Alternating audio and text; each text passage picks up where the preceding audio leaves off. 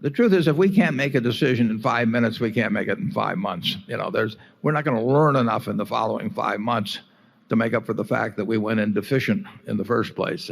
As a professional investor, one should be able to act quickly and decisively.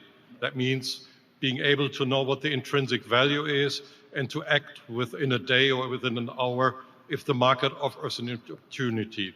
My question is, how large is the universe of companies which you have in your head whose intrinsic value you know, where you would be able to act within a day or two if the market offered an attractive price to you?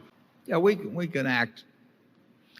Our immediate decision is whether we can figure what's being offered out to us or not. I mean, there's a go no go signal, and Charlie and I are often thought to be rude when we think we're just being polite and not wasting the other person's time.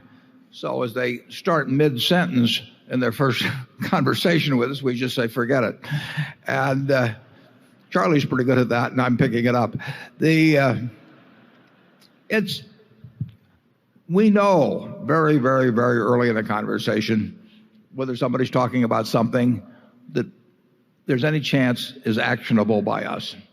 And we don't worry about the ones we miss.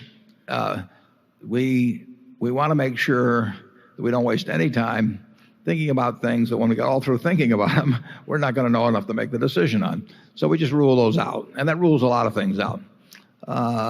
Then if it gets through a couple of these filters and makes it into an area where it says this is something that we know enough about to make a decision on, we're ready to move right then. So we make decisions. We can make a decision in 5 minutes very easily. I mean, it just is not that complicated. Now, we know about a number of businesses and industries, and there's a lot of businesses and industries we don't know anything about. We know about a lot of things about certain kinds of bonds, and we know some. There's a variety of things we know about, and it's nice if we can expand that universe of knowledge. But the most important thing is that anything that gets through is in an area of knowledge. And the truth is, if we can't make a decision in 5 minutes, we can't make it in 5 months. We're not going to learn enough in the following 5 months to make up for the fact that we went in deficient in the first place. So it's just not a problem around Berkshire. If we get a call and somebody says either they've got a business for sale, or well, that's what we're going to get on the calls. Or if I'm reading a paper or a magazine or an annual report or a 10K, and I look at a price and there's a significant differential between price and value, we move right then. And Charlie and I don't need to talk to each other about it. I mean, we both think the same way, and we have generally similar spheres of knowledge. Charlie? The answer to your question is we can make a lot of decisions about a lot of things very fast and very easily, and we're unusual in that respect. And the reason we're able to do that is there's such an enormous other lot of things that we won't allow ourselves to think about at all.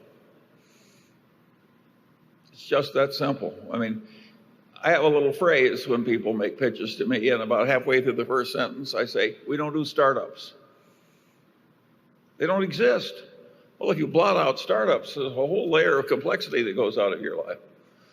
And we've got other little blotter out systems. And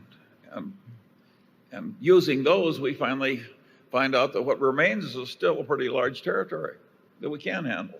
You think that's fair, Warren? Yeah. And there are an awful lot of giveaways that people in the first sentence or two throw out that, we just know we aren't, it isn't going to work. And we waste I would say, we waste a lot of time, but we waste it on things we want to waste our time on. And we're very selective about that, and then we're good at it. We waste a lot of time. But we're not going to waste it on things we don't want to waste it on. Number 3.